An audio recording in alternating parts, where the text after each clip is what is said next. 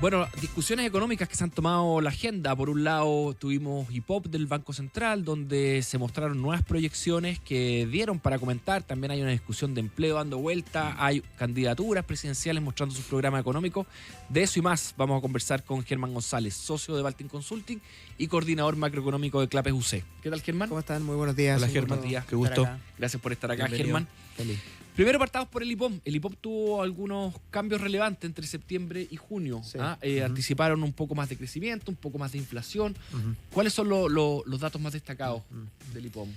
A ver, yo diría que la corrección al alza en el crecimiento era más o menos esperada una vez que conocimos las cifras del segundo trimestre que estuvieron por arriba de las expectativas.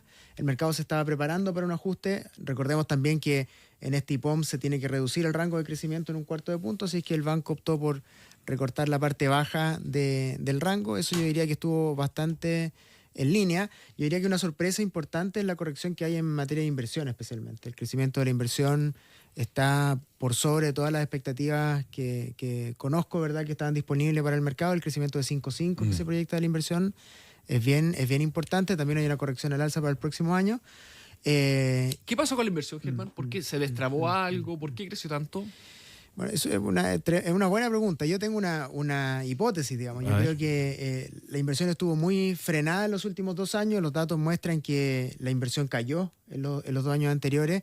Y para nadie es desconocido que venimos de años de alta incertidumbre, ¿verdad? De 2 debates constitucionales.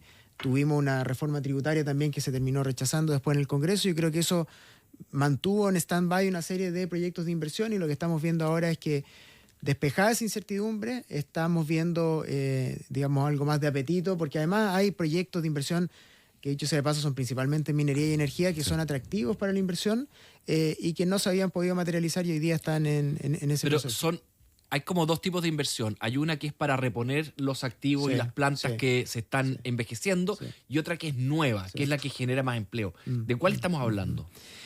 A ver, es un buen punto. Cuando uno mira la inversión por componentes, ¿cierto?, construcción y maquinaria y equipo, los datos del segundo trimestre al menos muestran que el grueso de la inversión hoy día está siendo liderada por este último componente, por maquinaria y equipos, que eso es más bien, como tú dices, digamos, reposición de material para lograr que los proyectos de inversión sigan funcionando. Todavía no hay grandes nuevos proyectos de inversión. La inversión en construcción está todavía lenta, digamos, se está recuperando, las expectativas del sector están mejorando, pero todavía es un sector que está rezagado. Y lo que uno ve es que las importaciones de bienes de capital, por ejemplo, con datos de agosto, están creciendo a tasas de 30%. O sea, es bien sorprendente lo que hay ahí.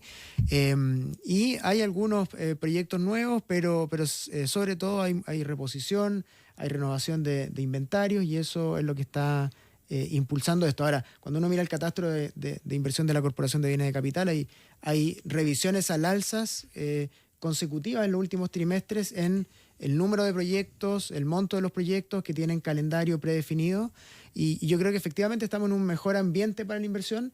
No sé cuánto incide en esto también las expectativas de cambio de gobierno, que a veces pueden tener un rol importante, especialmente cuando se prevé una modificación que tenga que ver con un gobierno más pro inversión, con menos impuestos, con menos regulaciones, algo que también puede estar incidiendo.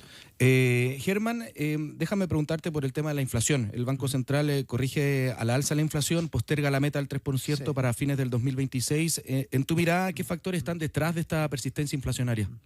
Bueno, esa es otra novedad del informe de política monetaria, aparte de la inversión que decía recién. Yo diría que, claro, efectivamente ahí hemos visto, primero, yo creo que hay que constatar que hemos visto mucha volatilidad en los datos de inflación de los últimos meses. Un menos 0,4, un más 0,9, un 0, ¿verdad? Yo creo que eso al mercado le ha costado predecirlo, y al Banco Central también. O sea, el banco en el último IPOM había revisado a la baja la proyección de inflación a fin de año a 3,7, ahora la vuelve a corregir al alza en un monto significativo, a 4%, y lo que está viendo el banco es más persistencia, especialmente en la inflación sin volátiles, y eso, digamos, tiene que ver en parte con la persistencia del tipo de cambio en niveles altos. El tipo de cambio, a mi juicio, está por arriba de los niveles que uno podría explicar con los fundamentos tradicionales. También tenemos estas presiones salariales que dieron lugar, ¿verdad?, a este recuadro del IPOM y a esta discusión sobre si el Banco Central tenía o no que opinar sobre estos temas, pero los salarios se están inyectando presiones inflacionarias principalmente a los servicios, las medidas que están en torno al mercado laboral. Tenemos, como decía, el alza del tipo de cambio, bueno, y una demanda interna que también está haciendo lo suyo, está presionando un poco más los precios, y eso ha llevado a que sea más difícil de lo esperado converger con la inflación a la meta. Déjame hacerle doble clic a algo que mencionaste, Germán. Dijiste que, o sea, por una parte, los aumentos de salarios, de salario mínimo en particular, sí están presionando los servicios, pero por otra parte tenemos un mercado laboral débil. ¿Cómo conversan ambas cosas? Claro, es que yo creo que están bien relacionadas en el sentido de que, digamos, el aumento de los salarios tiene que ver más bien, bueno, como lo plantea el propio Banco Central, con el aumento del salario mínimo, ¿verdad? Con algunas políticas que encarecen el costo de contratación formal, y eso a su vez está llevando a una menor demanda por trabajo, ¿cierto? Y por lo tanto tenemos efectivamente una escasa creación de empleo. Cuando uno lo combina esto con información cualitativa y sabemos que estamos en medio de un proceso de cambio tecnológico bien importante, las empresas están buscando cómo hacer más eficientes sus procesos productivos, están sustituyendo en la medida de lo posible el factor trabajo por más tecnología, y por lo tanto, a mi juicio, el Banco Central evalúa la situación del mercado laboral como mixta por esto mismo, porque uno ve efectivamente mayores presiones salariales, pero menor creación de empleo, que creo que responde de buena manera a este mayor costo y a esta percepción de que los costos laborales, porque vienen además otros proyectos, se está discutiendo o se va a discutir, o hay intención de discutir un proyecto de negociación ramal, por ejemplo, que lo que va a hacer es seguir aumentando, ¿verdad?, las presiones de costos para contratar, especialmente en el mercado formal, y por lo tanto es un desincentivo para la contratación de trabajo, que se da a su vez en un escenario de dinamismo de la economía que es bastante bajo, digamos, la economía está creciendo en torno a 2,5%, que es un poco por arriba del potencial, pero no es nada muy significativo, y en ese contexto de bajo dinamismo de la actividad, aumento de costos laborales, a mí me parece que es natural que no haya mucha creación de empleo. Y cuando uno mira el nivel de empleo de los datos del INE, podemos discutir, ¿verdad?, cuál es la mejor fuente de empleo, pero los datos del INE muestran que hace, digamos, más de un año que el empleo está bastante estancado en nuestra economía. Déjame volver al Banco Central, Germán. El Banco Central en el IPOM señalizó, en junio, señalizó 2 bajas por lo menos este año. ¿Ah? Después eso fue apoyado por la consejera con un polémico comentario, por Griffith Jones me refiero, sí, de que iban a haber 2 bajas. Pero después aparece como esta posición más prudente, más cauta y quizás más no tan confiada del Banco Central, de que la inflación está convergiendo. ¿Tú crees que hay un mal manejo comunicacional del Banco Central? ¿O cómo evalúas que lo ha hecho? A ver, yo la verdad pienso que esto tiene que ver más bien con la dificultad que ha tenido el Banco Central. El mercado también, pero uno le da una responsabilidad mayor al Banco Central en hacer proyecciones macroeconómicas. Estamos en un contexto, ¿verdad?, de mucha incertidumbre externa, también interna, estamos en un año de elecciones, hay muchas cosas pasando, y básicamente cuando el Banco Central da señales de que la tasa de interés va a bajar en las próximas reuniones, eso tiene que ver con un convencimiento inicial de que la situación macroeconómica, ¿verdad?, iba a permitir, la inflación iba a bajar a la meta con alguna anticipación, y eso permitía, ¿verdad?, que hubiera más recortes. Lo que ocurre 3 meses después con el informe de política monetaria de septiembre, en mi opinión, es que el Banco Central reevalúa el escenario macro, se da cuenta que en realidad la inflación es más persistente de lo previsto, que la demanda interna está más dinámica de lo esperado, y eso lo lleva a cambiar esa visión sobre la tasa de política monetaria y a poner un sesgo neutral de corto plazo, que es lo que tenemos hoy día. El tipo de cambio, como decía, se ha quedado más alto, la inflación ha sido más persistente, y yo pensaría que en la medida que lo que ha cambiado fundamentalmente, en mi opinión, es la visión respecto del escenario macro de corto y mediano plazo que tiene el Banco Central. Y ahí lo que hemos visto es que ha sido muy difícil, no solo, como digo, para los analistas de mercado, sino que también para el propio Banco Central proyectar el escenario macroeconómico en este contexto. Yo no descartaría, por ejemplo, que de aquí a fin de año tengamos un cambio en la dirección opuesta, es decir, que la inflación nos sorprenda a la baja y que podamos tener incluso de nuevo recortes de tasa, no en octubre, yo creo que en octubre está bastante descartado, pero sí podríamos volver a tener un recorte en diciembre. Lo cual no es tan distinto, perdón, con lo que se decía en junio, sino que más bien es una postergación de los recortes de tasas de interés. Conversamos con Germán González, socio de Baltic Consulting, coordinador macroeconómico de Clapes UC. Déjame volver al tema del debate del empleo, Germán, a propósito de las declaraciones que hizo el presidente Gabriel Boric, que él decía que tenía una discrepancia. ¿Qué te parecen ese tipo de comentarios respecto a una institución o un análisis de una institución como el Banco Central? A ver, yo pienso que yo creo que es muy importante para que los países se desarrollen, ¿verdad? Para que crezcan y para que avancen, ¿verdad? Tener instituciones fuertes, instituciones sólidas, instituciones respetadas. Yo creo que el Banco Central cumple plenamente con aquello, una institución que acaba de cumplir 100 años, ¿verdad? Yo pienso que acá, por el lado del presidente, no hay un ataque a su autonomía, ¿cierto? Algo que yo creo que hay que descartar. Hay una discrepancia que tiene que ver más bien, a mi juicio, con una cuestión política respecto de que los principales logros de este gobierno tienen que ver con la agenda laboral y siente que el Banco Central con este análisis ataca uno de esos logros al decir que algo que muchos podríamos haber intuido desde antes, ¿verdad? Claro. Que hay un aumento de los costos laborales que impactan negativamente el empleo. Me gusta menos, ¿verdad? Las críticas que vienen del sistema político, que son más agresivas, que critican algún sesgo político del Banco Central, porque estoy convencido que eso no existe, digamos. El Banco Central es una institución técnica donde hay distintas visiones representadas y yo pienso que lo que hace el Banco Central tiene que ver principalmente con su rol, ¿verdad?, de velar por la estabilidad de precios y velar por la estabilidad financiera. Pero una cosa sí que quiero mencionar es que toda esta polémica que ha surgido, yo formo parte de otra institución autónoma, ¿cierto?, del Consejo Fiscal, y yo pienso que de alguna manera genera un impacto en ese tipo de instituciones, en el Banco Central. Estar en medio de la polémica no es algo bueno para una institución como el Banco Central y tampoco es bueno. Yo estoy seguro que la próxima vez que vayan a hacer algo así lo van a pensar 2 o 3 veces porque no van a querer estar metidos en esto. Entonces, pienso que ese es el costo más relevante, el hecho de haber generado un debate público en torno a un estudio que es eminentemente técnico. Pero el responsable de esa polémica, estoy de acuerdo contigo que el Banco Central no quiere estar en la mitad de la polémica, pero si tuviéramos que asignar responsabilidades, ¿tú dirías que es más responsabilidad del Banco Central de haber puesto su estudio arriba de la mesa o del presidente de haberlo comentado, además sin argumentos técnicos?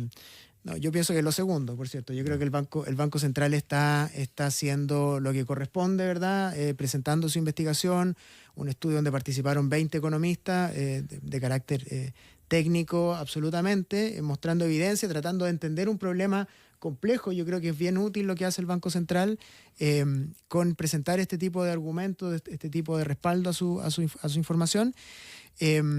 Y claro, y el sistema político tiene otras prioridades, ¿verdad? Otras preferencias y llega con estas críticas que yo creo que al final efectivamente terminan generando algún daño, ¿verdad? No creo que sea algo irreparable, pero un ruido innecesario. Un costo para la institución y como digo, pienso que también eso puede inhibir que en el futuro se hagan este tipo de aportes al debate público, que yo creo que lo considero un aporte lo que hace el Banco Central, con el fin de evitar este tipo de polémica y por lo tanto creo que eso no es algo que deseable. Digo.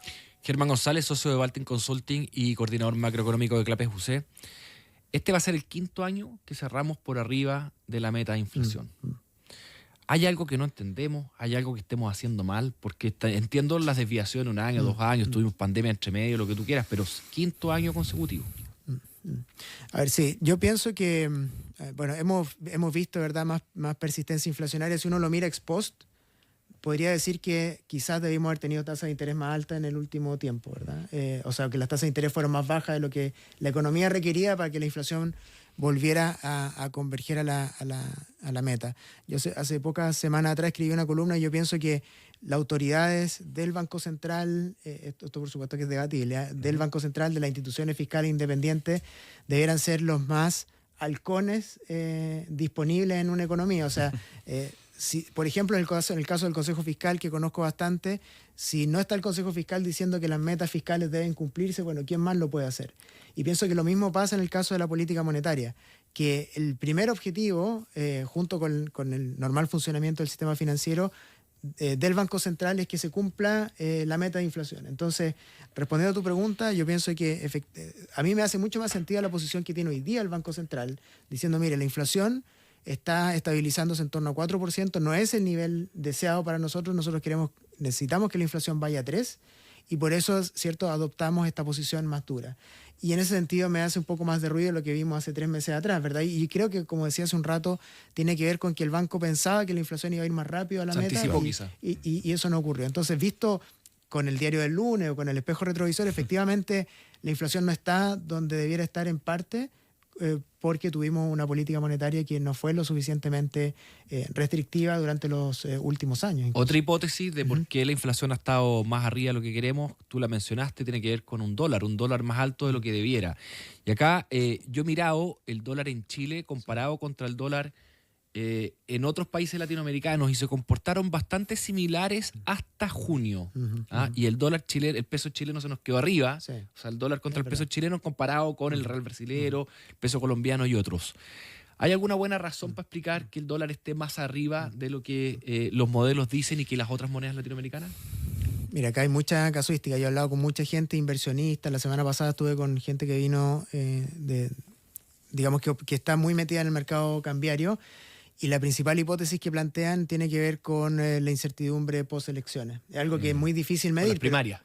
Efectivamente. Y cómo el escenario, por mucho que esté, digamos, de alguna manera con cierta claridad cómo se va a desencadenar, ¿verdad?, esta elección presidencial, hay más bien cierta cautela, cierto temor de las consecuencias de post-elecciones.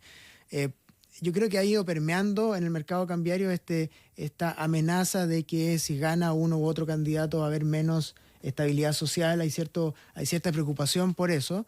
Y eso está, digamos, creo que esa preocupación está primando por sobre los eventuales efectos positivos de una economía que vuelva a crecer, ¿verdad?, que tiene menos impuestos, menos regulación, que uno podría pensar que esos factores son positivos para los activos locales, lo están siendo en parte para la bolsa, pero no para el tipo de cambio. Y al parecer, ¿verdad?, con estas conversaciones que uno tiene con distintos actores, hay cierta cautela respecto del resultado electoral y las consecuencias que eso tenga. Es interesante lo que estás diciendo. Yo comparto, yo creo que el mercado está confundido, porque por una parte decimos, mira, una posible explicación de la mayor inversión es porque estamos viendo cambios en el signo político. Sí. Pero por otra parte estamos diciendo, ese cambio en el signo político nos puede traer temores de que la calle se revuelta y eso explica de que el dólar esté más arriba. O sea, para el mismo fenómeno estamos viendo distintas explicaciones en sentido medio contrario, como que el mercado estuviese confundido en eso. Da esa impresión. Probablemente digamos, el único punto de encuentro que considero que puede haber ahí es uno, que los proyectos de inversión tienen una mirada más de mediano y largo plazo, y el tipo de cambio algo que reacciona más a las noticias de cortísimo plazo, y puede ser que haya que estemos viendo una depreciación, pero más bien de cautela, de corto plazo, pero que si uno hiciera conversar estos dos temas, el tipo de cambio debiera apreciarse, ¿verdad?, una vez que se despeje la incertidumbre de corto plazo. Uno debiera haber un tipo de cambio más cercano a los 900, incluso por debajo de los 900, si es que tenemos una elección, ¿verdad?, tranquila, y después una administración de gobierno que puede ejecutar su programa. Pero en esta discusión hay dudas no solo respecto del resultado presidencial, sino que también de cómo se va a configurar el Congreso y de la posibilidad que tengan los distintos candidatos presidenciales para concretar sus programas de gobierno. O sea, yo creo que hay varios temas que están hoy día en la discusión, y más bien por el lado de la inversión yo creo que digamos, hay, como decíamos al principio, reposición de inversión, hay inversiones que estaban detenidas por mucho tiempo que hoy día están destrabándose, y yo creo que estamos en una ventana positiva, pero los 4 años siguientes van a ser muy interesantes en materia política y económica también. Germán González, quiero preguntarte sobre la propuesta de Kast de recortar 6.000 millones de dólares en gasto, ¿ya? Lo que se ha dicho demasiado en la prensa es que no se puede, que si se puede en 2.000, que 6.000 es inviable y todo. Ok, no quiero entrar en eso porque está bien abordado. Pero si se recortaran 6.000 millones de dólares como lo propone la candidatura de Kast, ¿qué pasaría con la economía? Porque 6.000 millones es harta plata, es como 2 puntos del PIB. Podría llevarnos hasta una recesión. Sin duda, ¿cierto? Ese efectivamente, si no hay ninguna otra medida más que el ajuste de gasto, yo creo que desde el punto de vista macroeconómico es muy, muy negativo, ¿cierto? O sea, generaría efectivamente una contracción de la demanda interna importante, es una magnitud muy significativa. Por lo tanto, yo pienso que esa medida tiene que ir sí o sí con una agilización de proyectos de inversión que están hoy día aprobados, que están a la espera de algún permiso, ¿verdad? O sea, esto, digamos, no tiene ningún sentido, ¿verdad? Que se apruebe solo la parte de ajuste del gasto. Efectivamente podríamos discutir sobre la magnitud, pero sin que se destraben proyectos de inversión de manera paralela, o si no los efectos macroeconómicos podrían ser muy negativos. Germán, bueno, tenemos esta semana reunión de la FED. Bajo tu mirada, ¿qué esperar de esta reunión? Hay un contexto de alta incertidumbre a nivel global. Se espera también que se inicie un ciclo de recortes. ¿Cómo lo proyectas? No, yo pienso que es bien claro que esta semana la Reserva Federal va a recortar la tasa en 25 puntos, ¿verdad? Lo que ha pasado en Estados Unidos es que el mercado laboral se ha debilitado de manera muy significativa. Hemos tenido datos de baja creación de empleos, de revisión de los datos históricos de empleo. La semana pasada vimos un aumento importante de la solicitud de beneficio de desempleo, sí, a niveles que no veíamos desde la pandemia. Entonces hay un diagnóstico bien claro de que el mercado laboral ha sido el principal afectado de la guerra comercial principalmente. El crecimiento todavía está en niveles bastante razonables. La economía creció más de 3% anualizado el segundo trimestre. La economía americana, las expectativas de la Fed de Atlanta para este trimestre también son positivas. Pero recordemos que la Reserva Federal tiene este doble mandato, ¿cierto? De pleno empleo y también estabilidad de precios. Y con una inflación que, si bien, digamos, no está en el objetivo de la Fed, sino que está más cerca de 3%, sin grandes sorpresas, es decir, los aumentos de aranceles todavía no se han traspasado con claridad a los precios en Estados Unidos. Parece razonable que la Reserva Federal empiece a ponderar más la situación del mercado laboral y eso lleva a recortes de tasa. Como tú dices, es probable que tengamos incluso 3 recortes en las 3 reuniones que quedan este año.